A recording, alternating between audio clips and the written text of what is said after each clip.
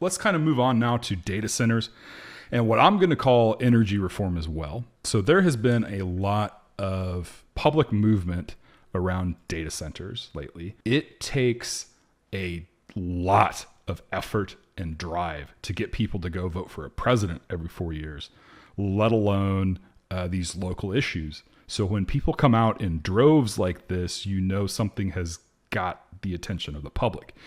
And the public, Are they organized? That's what I never know with these. I'm always suspicious. They all have the same signs. Yeah, Are there economic interests? I don't know. I'm just wondering. maybe. I mean, it could be. I can't rule that out.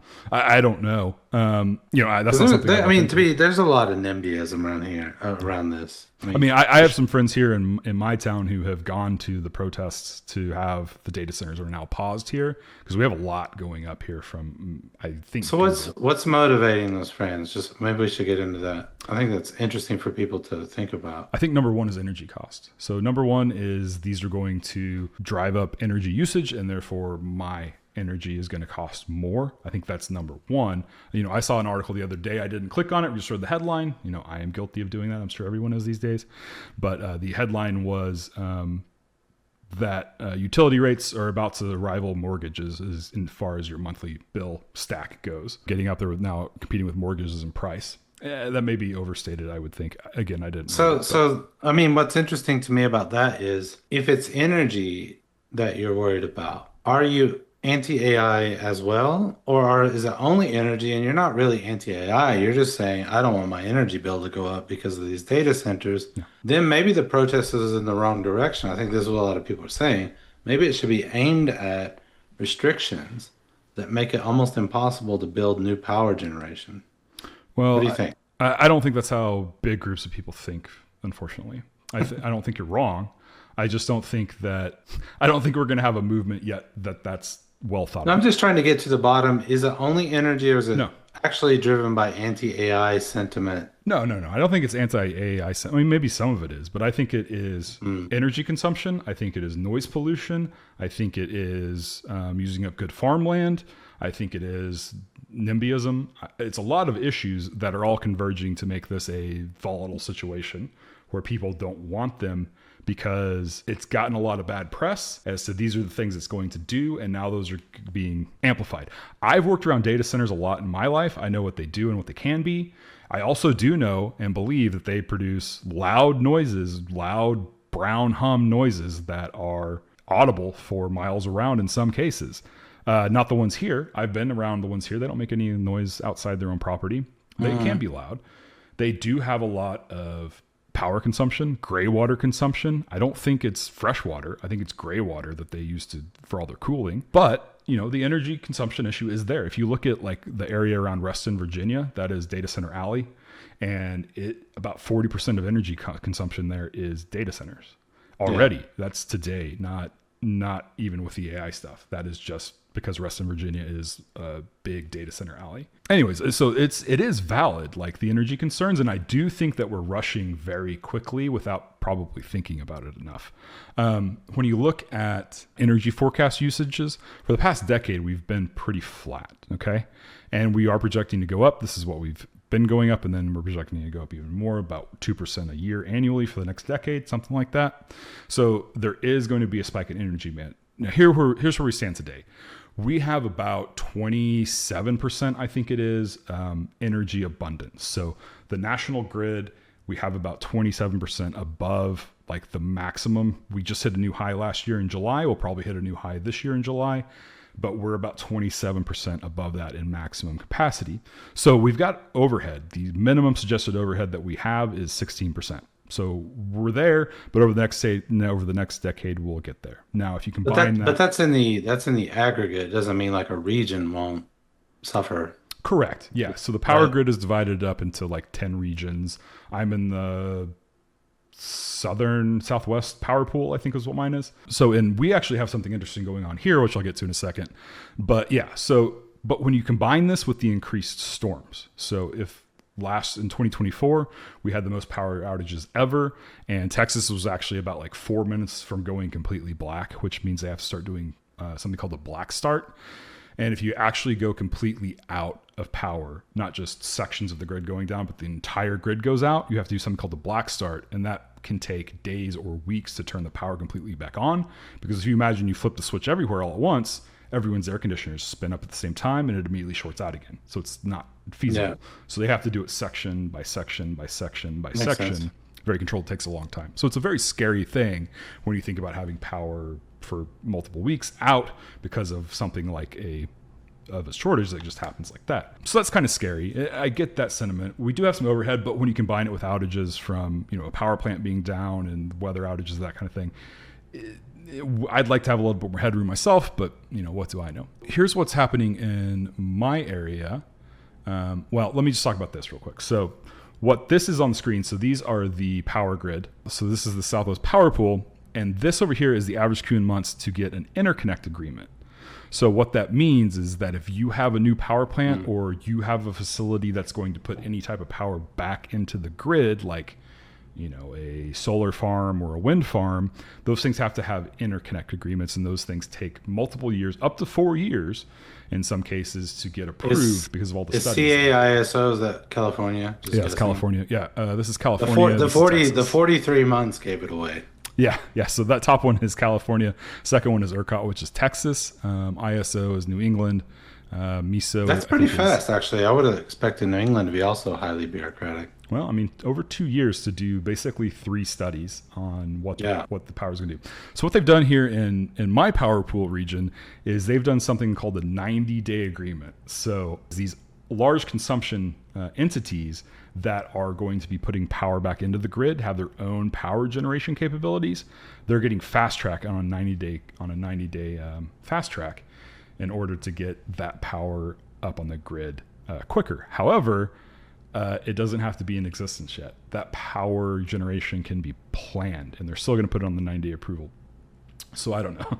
I think in a lot of ways that we have probably acted too quickly. At least in my hometown here, we've got 6 or 7 very large projects going on at the same time, and it could cause issues. I don't know. I don't have a problem with pausing and thinking about it, making sure it's the right thing, but it brings up a lot of interesting questions as far as why are we doing this? How could we be doing this better? What's going to happen with China? China has super cheap power. Are we going to have to move all our data centers over there? Is that even going to be feasible? Well, we should, to say why people are pushing for more energy, and we'll come to China after that. I think we need to say, what is it about AI that people think is worth it to actually expand the energy production so fast? Yeah. And why we need to do it fast. So that's before you even get to China. So the first would be, what do you lose if you block all this? Right? It's hard to see the things that aren't there yet. But let's roll it back to what Meta said, is that they're going to be developing AI for health. If the cost of slow development is you could have saved many more people's lives, is that worth it? Because it's always a trade-off, right? You could say maybe it's worth it because that's speculative, right? But what's not speculative is I know what's going on my bill. But let's say the AI learns to map the entire genome and can expand or extend your life by 40, 50 years by giving you medical care that's perfectly adapted to your genes. And you don't have the energy to now move that direction because you've capped the energy production. Yeah. With either bureaucracy or these protests or whatever is coming, right? It's turning into like a cultural war too. But I don't think people are doing a good job, and the AI labs themselves are not doing a good job of saying what those positive benefits would be that we may miss out on if we do this too slowly, right? Could we get new drugs based on that? That's just the medical example. I think the medical example is easier for people to see and see the benefit immediately. You maybe want to live a little bit longer. Maybe we could find a way to get rid of diabetes. There are many different things you could think about that could be resolved. Maybe we could speed up the government, that it's not 24 months. AI could actually speed that up by making those studies go quicker. You know what I mean? So I think nobody's making a good case for why AI might be worth it for you to not protest, actually, to protest the other direction where you want more energy. I'm not saying that's the actual case. I'm just saying there are trade-offs here. And what it bothers me on social media is you either get completely anti-AI, there's no good use case for it at all, which is insane because there already are, or you get pure AI psychosis, which are the only good use cases, which is also not true. There are valid concerns, the energy being one, the environmental impact being another, privacy being another, right? Cybersecurity is the next one on the list now that we have mythos. So I think we haven't even had that discussion, if you ask me. We haven't had a discussion about what the trade-offs are. Yeah. That's before you even get to, and this is where China comes in. People are afraid that China will get there first and they're going to dominate the world economy because they will unlock those innovations before America, whereas America has been dominating innovation for forever. Yeah. That's where the fear is coming from, if you ask me. That fear that they'll get there first.